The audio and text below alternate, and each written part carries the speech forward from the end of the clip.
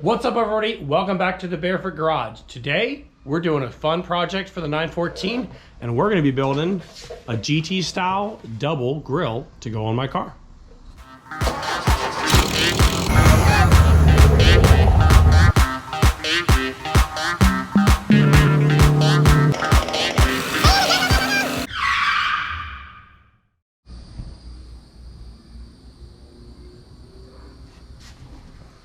All right, so we are back on the 72 914 project, and we are gonna start trying to tackle building a double grill for the car. So I am gonna keep my stock engine lid, this one here, grain tray, it's insulated, the paint matches, the letters are nice. It's super nice, and I'll probably run that some of the time, but in the summer in Florida, I want every option I can to get rid of as much heat as possible while I am running the car in the summer, or honestly most of the time when it's hot here. So what I've done is we have an engine lid from the junkyard that we got off a parts car that just happened to show up locally here in the actual like pick apart. And then I bought a second engine lid at a PCA swap meet. So the goal is to take this, cut this, and make something super cool out of it. So it's gonna be a lot lighter. I have not weighed this, but I will. And once we weigh this in, once it's done, it'll look good, and we will shoot it black. So I have read some stuff on 914 World, which is rare for me because nobody my age looks at 914 World. But I'm trying to kind of follow a template some other folks have done, and I'll put some of my own custom touches in there and try to take you guys along for the process. So the first thing we're gonna do is jump in here in our engine grill, and we're gonna go ahead and measure out this distance and kind of go ahead and make a couple of cuts here. We'll probably go ahead underneath and cut out that diagonal brace as well. So if you look at it, it's not going to be grills all day. We're going to get less like that, and there's going to be a little bit of metal still remaining. I'll just shoot that all black once it's done. So we're going to get this measured up and kind of get some cuts made. I'm going to do my best to leave this in here because I don't want to deal with these little speed nut kind of things on the bottom. So we're going to leave this one in, get a cut made. I'm going to try to leave this flange here that this attaches to so I can rivet it side to side, front to back, whatever I got to do. And then we are going to start fitting it in and take a look. I have not done this before. This is the first time taking you guys along with me. So let's get into it.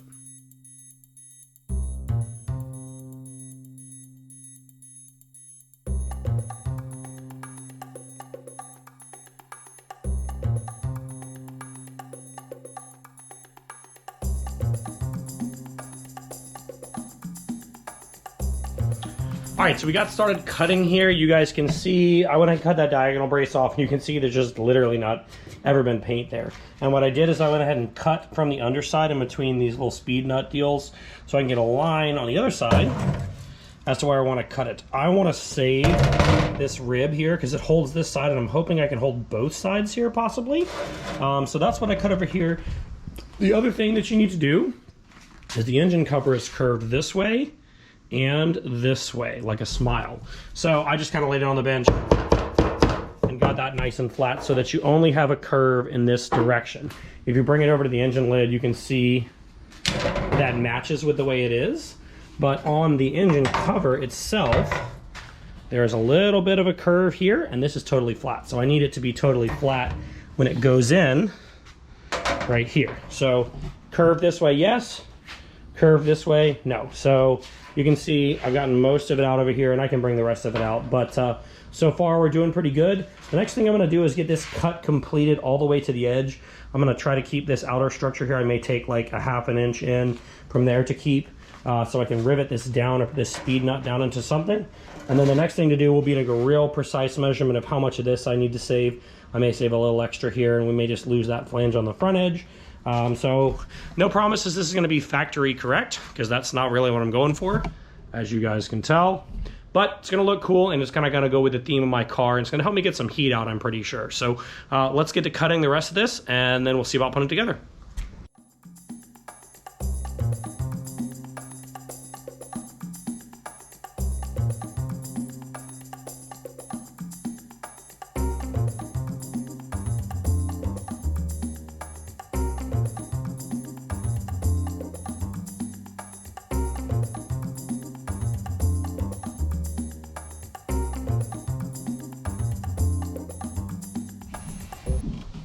All right, so I forgot to lead off this video with, if you're a purist, you might want to look away.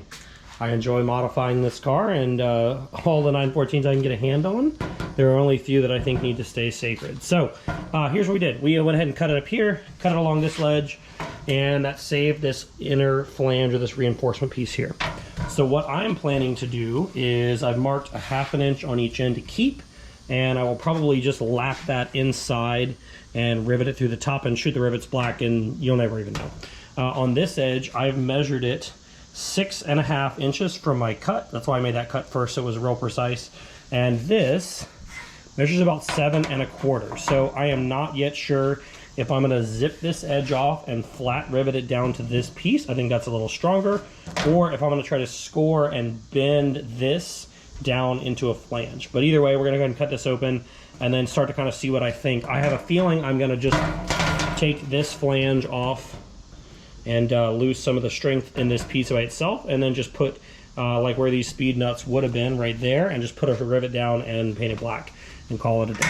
On this side, what I'm hoping I can do is go ahead and drill holes to line up with these guys, and put something on the back side. I don't know if I can still get these little connection deals like you see here.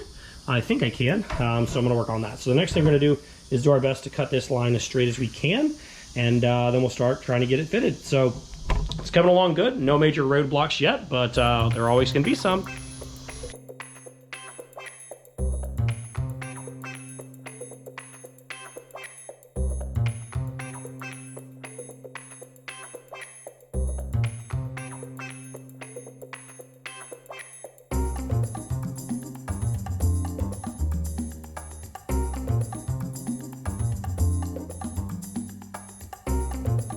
All right, progress. As you guys can tell, it's summer, it's hot in Florida. Sorry for being sweaty.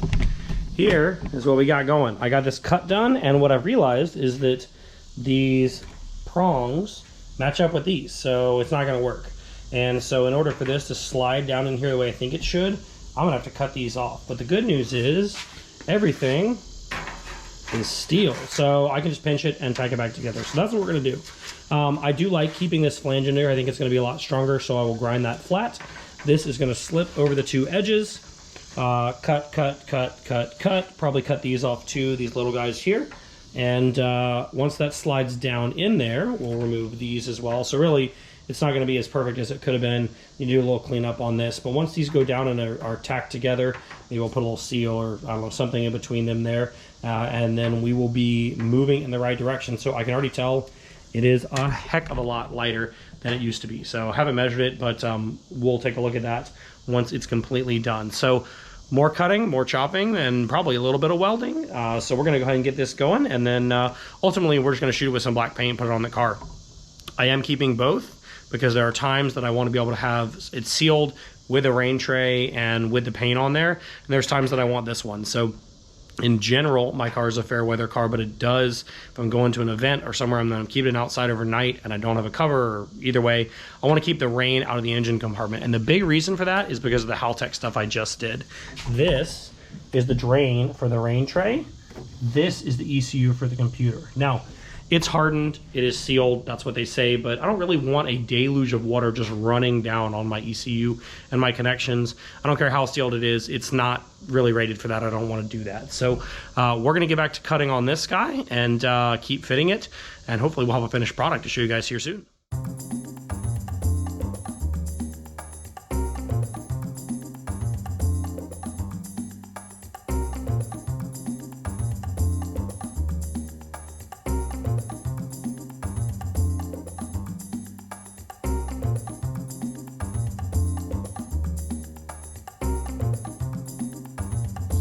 All right, we are moving along here. So what I ended up doing was I cut those studs and just put a tack there and ground it down. That's gonna hold that in place. There's really no need for that to move around. What I did on the other side, so I went ahead and cut these studs underneath. They have no function. So I've cut all those. I have not cut this flange side yet. But the other thing I did was I notched this. So depending on how you cut yours, I left this little 1/2 inch because I just want a little more structure, for lack of a better word.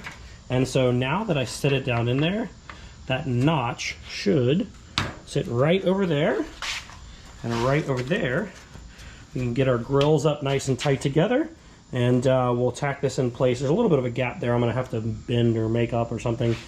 This thing has a lot of complex curves, this way, this way, this way, that way. So kind of figuring that out as I'm going here. So I may have messed myself up here by putting this backwards, but I can make that up. I'm not really worried about that. On this side, I think I am going to just ditch this flange, and I may just tack it straight down and forget the rivets. It would look a lot cleaner. So I'll bring this together. I'll probably put some tacks on the bottom side, and then I don't know, maybe I'll put a bead of rubber or something in there. This notch is clearly not big enough here, so I'm going to notch this a little bit more, and we're just going to do a little bit of fiddly fitting here, and we'll try and keep you guys along for the ride.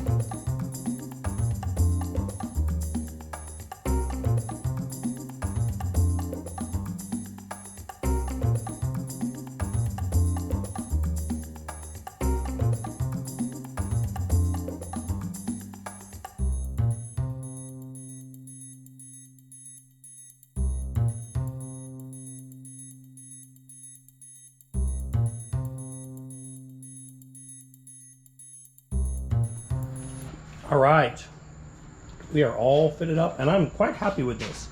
So if you come down here, you can see what I was talking about with this curve. You can see how it basically does this. I think I'm gonna pop a couple tacks and then bend this down to it. I've hammered on it a few times, and it's really just got that shape in it. I may make a relief cut here in the middle so it can kind of fold, because this piece is really what's kind of keeping it from getting totally flat. So probably put a little relief there, and then we can make it. The biggest thing that I'm not sure how we're going to close up is this gap here in the middle. You can see we're tight on this side. You can see we're tight on this side. And I've got 1/8 of an inch. Now, it would probably be fine, but I think I'm going to try to clamp this middle together here, but I'm worried it's going to bow this up. So I don't know how I'm going to get that perfectly flat. Like I said, I'm not worried about it being 1000% correct. And then on these, I think I'm just going to drop a tack in the edges here. I wish that was maybe a little more finished. Maybe I'll lap a piece over it. I don't really know. The other option would be to slide this underneath, which now that I'm talking to the camera, that may be the way to go, is to slot it on the side where this goes underneath and tacks in place. So I think we may look into that and then move on from there. So look at that, solving problems as I talk to the camera. All right, here's our final fitment. You can see that looks a ton better. And once that's tucked up and tacked, you're not even going to hardly notice. It's nice and smooth now. So the only thing we got to do is worry about pinching this in here in the middle. So I think what I'm going to do is to start with a tack in each corner, try to bring that middle in to make sure everything's happy, and then I'll probably work my way on the side and then zigzag across the middle. So cue the welding montage.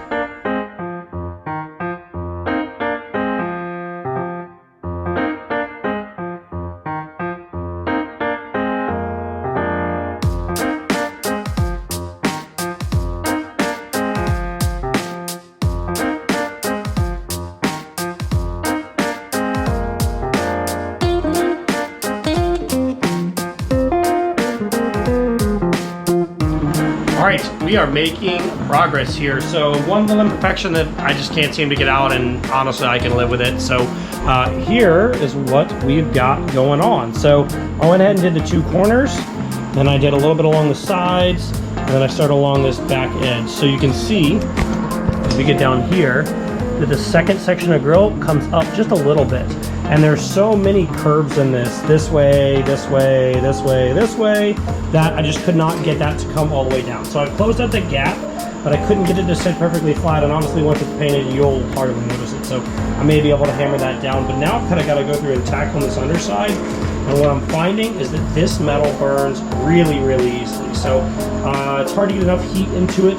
I've got a couple of bubble gums there, and it's hard to get enough heat into it in order to melt this metal. So I don't know, we may have to switch to rivets here, but I'm gonna go ahead and tack this through as best I can, and then we'll do a test fit.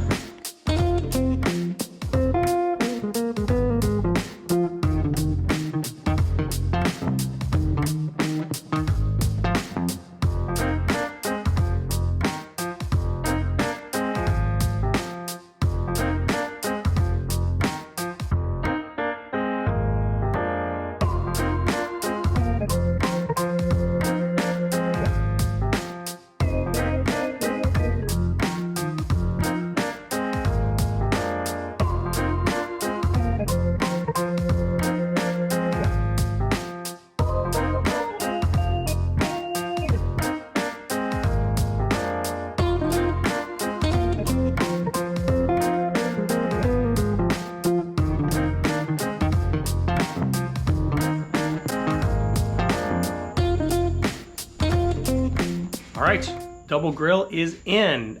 This is a project that a lot of guys can do at home. You could probably get away without the welder, but I like to weld, so that's the way I did it.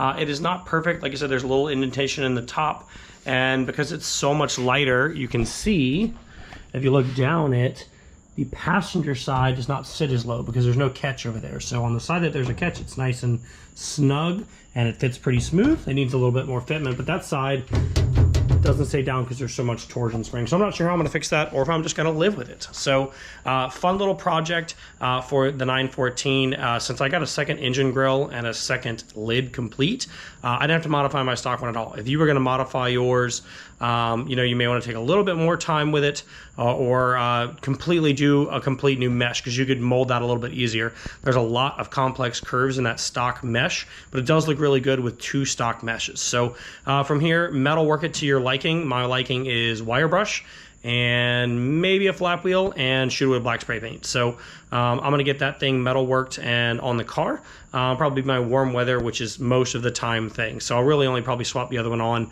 if I'm going somewhere that's gonna sit out overnight or if it's really gonna get rained on and I know it. So honorable mention for this project goes to these folding DeWalt sawhorses. These things are awesome. I think they're rated for like 2,000 pounds.